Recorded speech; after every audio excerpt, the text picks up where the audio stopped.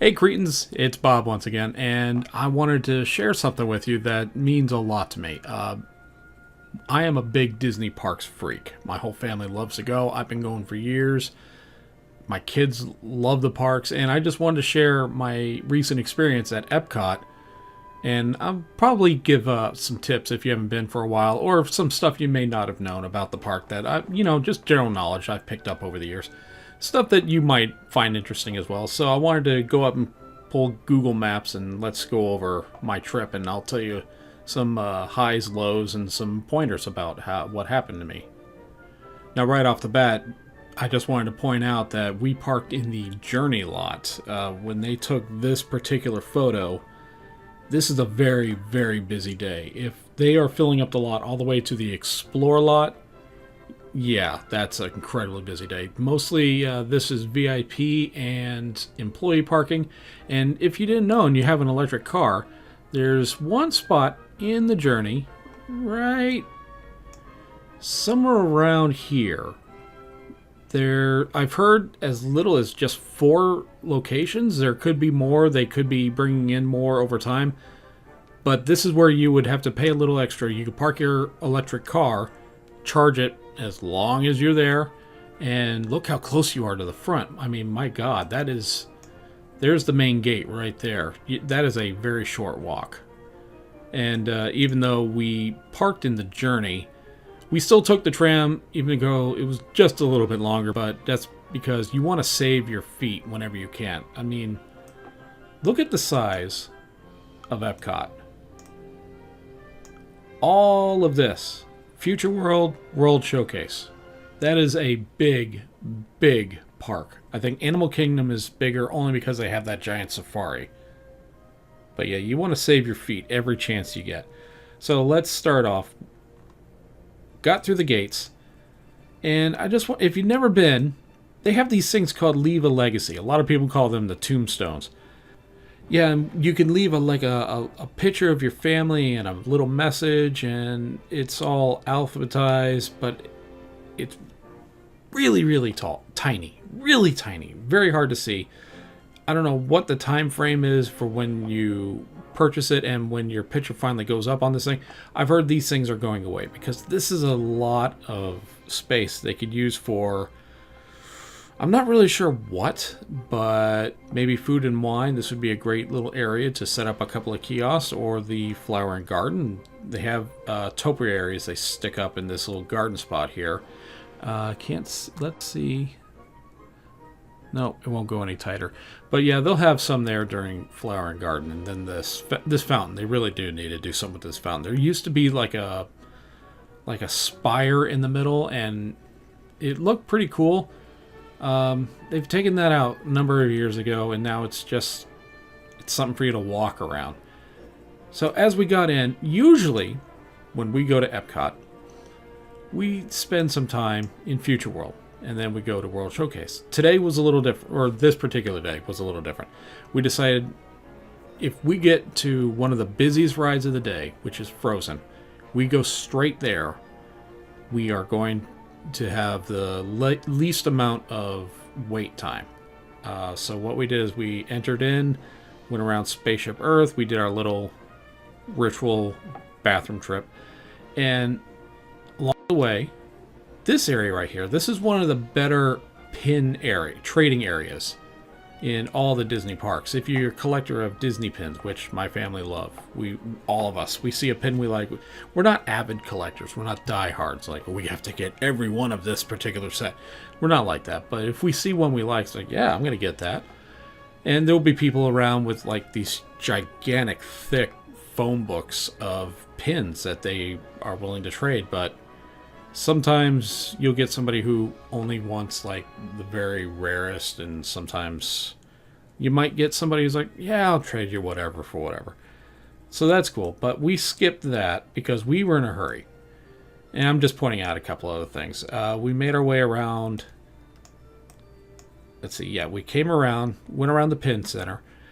And instead of going around the back towards World Showcase, we went through Mouse Gears, which is the shop there. And you always want to go through air conditioning if you can. That's big, big plus, especially as hot as it was that day.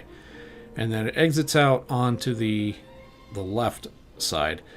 And we came up this little path. Now this restaurant, I'm not sure if it's even in operation right now. It seems to be like they use it for conventions or meeting areas. It used to be a little restaurant. It's kind of derelict right now. I don't want to call it derelict. But there's a very, very cool thing if you didn't know about this. If you go around this area, and as you're coming down this ramp right here, look across the lake. Let's zoom out. So if you're standing down here, looking across, here is Morocco. Now you can see how Morocco is this particular shade of brownish beige, and the spires are all, they have a certain look to them. And so this distance from the lake, you can actually see Morocco pretty well, but you know what's right behind Epcot? Let's zoom out a little further. Psst. Hollywood Studios. And what is within eyeshot? Oh yeah, the Tower of Terror. Look how big this sucker is.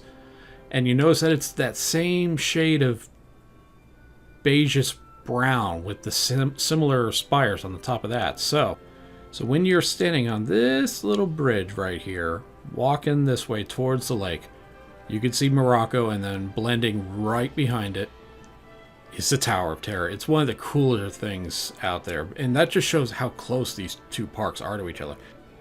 So we came down the path, went by Mexico, and went straight into Frozen. We had about a 30-minute wait.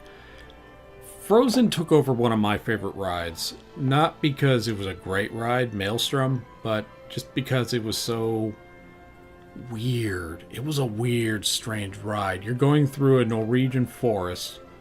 There's trolls jumping out at you. Odin is looking at you.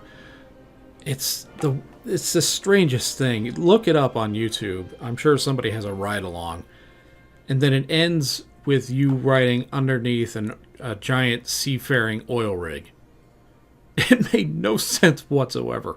But it was a really cool ride just for the weirdness factor of it.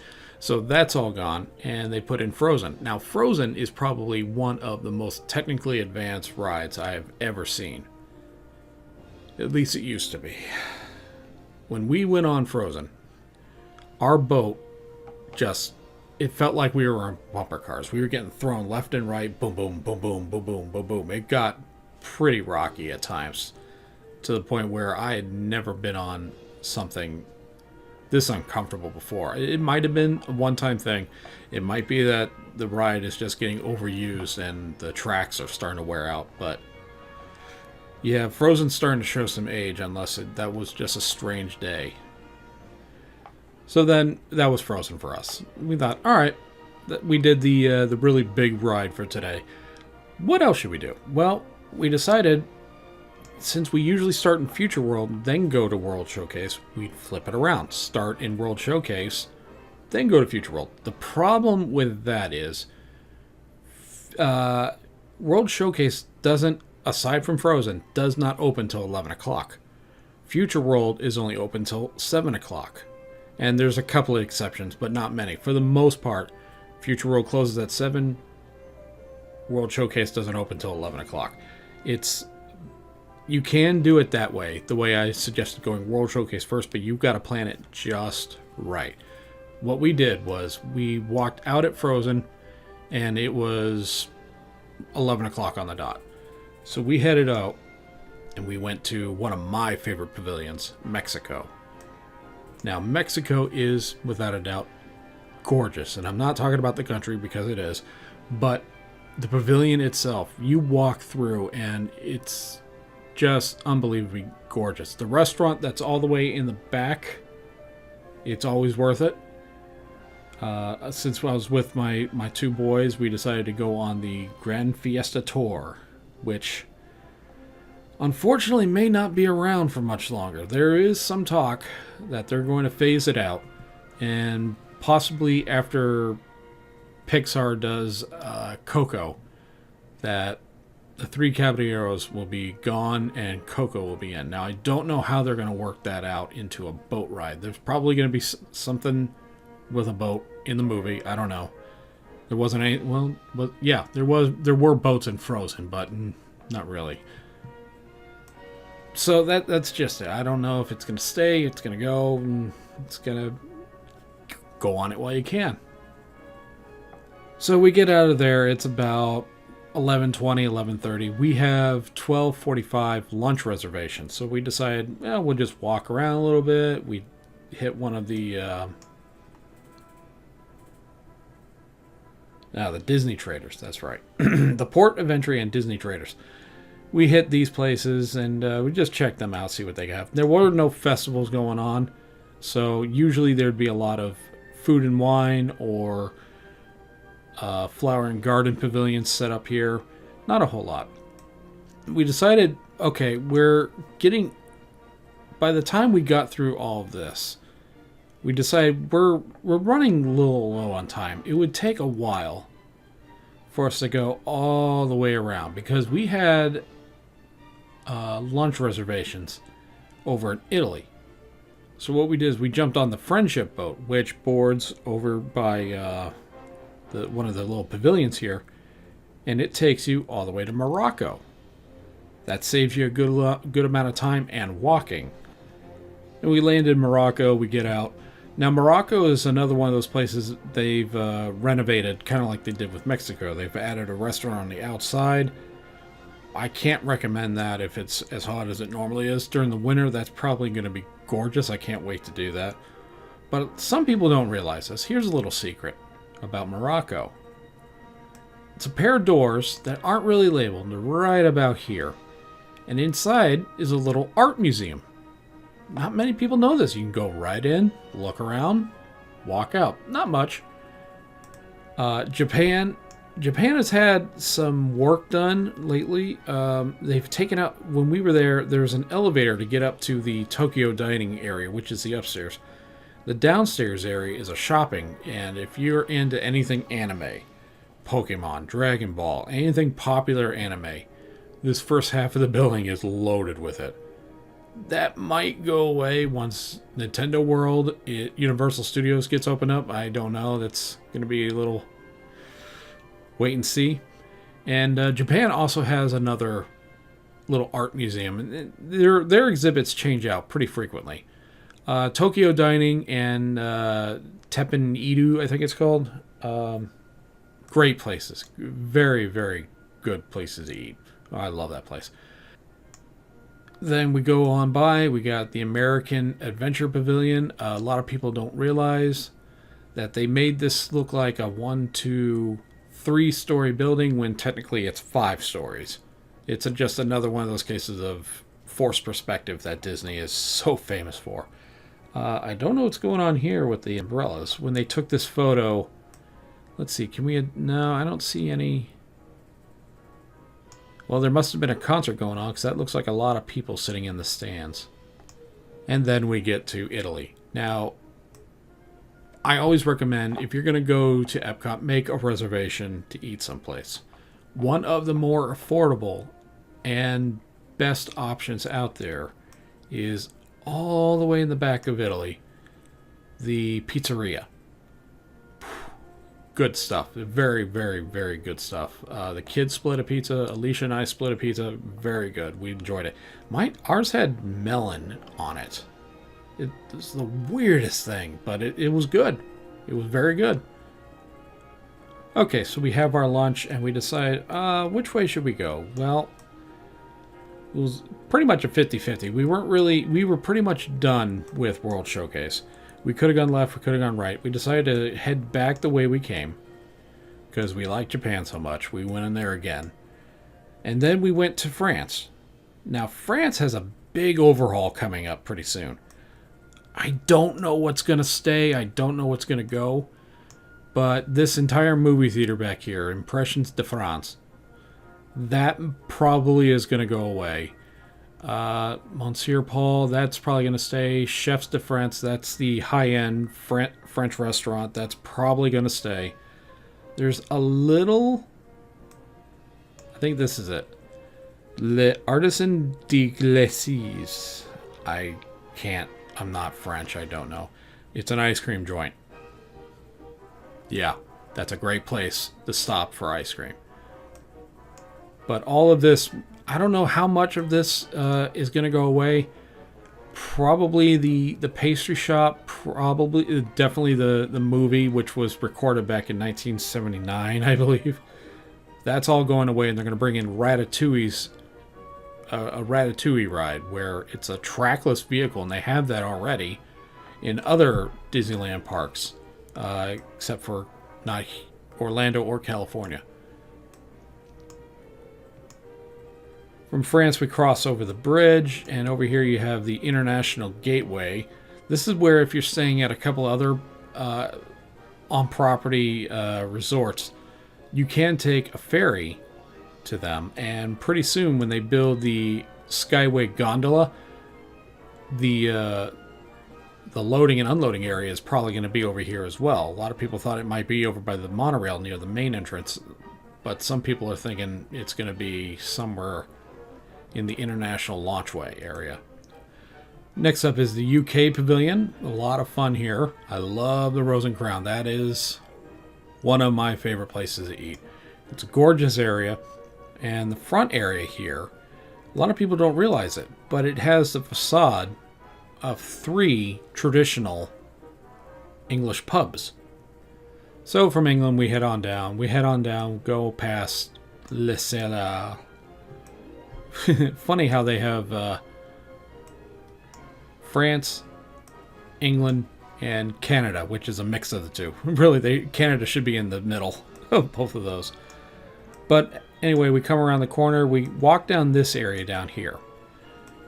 We do Journey into Imagination.